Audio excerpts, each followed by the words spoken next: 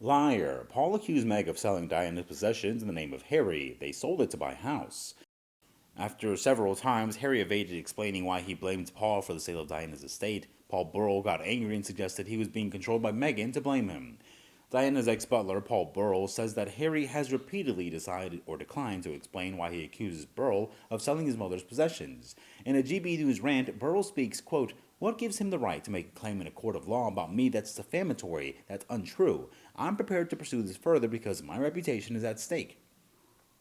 As Harry's remarks are privileged as part of legal proceedings, Burrell should commence whistling in the wind after expecting a repeat performance from Harry outside the court. Johnny Bairstow's ashes stitch up didn't elicit a public lament from cricket fan Prince William, unlike his great-grandfather George V during the notorious bodyline test series in Australia in 1932 and 1933. Australians were incensed by English bowler Harry Larwood aiming at opponents, leaving batsmen concussed on the pitch. The King told the president of the MCC to instruct England captain Douglas Jardine to change his dangerous tactics. If Johnny's dismal was revenge, it was served at sub-zero temperatures. When then PM Tony Blair and his wife Sherry launched with Prince Charles at Highgrove, Press Secretary Alistair Campbell asked if he could have a swim in Charles' pool. "I later discovered that this caused absolute protocol consternation," remembers Campbell.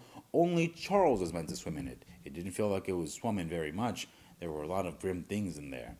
Particularly when you were doing the breaststroke, Alistair." Former Lord Chamberlain Lord Airlie, who has died at age 97, recalled his childhood birthday present of a pedal car when his father urged him to invite the young Princess Elizabeth to have a ride in it. "I said, certainly not. This is my birthday. This is my car, and nobody else is going to have a ride in it." Despite the tantrum, Airlie and the Queen became lifelong friends. Paul Burrell criticized Harry and Meghan on Thursday morning amidst the couple's Netflix documentary series. The former royal butler appeared on Lorraine with host Lorraine Kelly. The series is being released in two parts of 3 episodes, with the first three December 8th of that year, and the following three 1 week later. Lorraine admitted she had only managed to watch the first 3 episodes, but she had been struck by the comparisons made to the late Princess Diana. As she said, "Diana's presence in that episode is everywhere, isn't it?" Paul immediately hit back against the reference to Prince Harry's mother, saying, "Talk about exploiting the princess's image." And then talk about showing images which William does not want to be seen again on television. There is bound to be conflict between the two boys. He then went on to touch on his close relationship to the Princess of Wales after he was her butler, saying in concrete terms, "Meghan is not Diana. Diana is from a different age, a different person, different time, and things happen to her that will never happen to Meghan.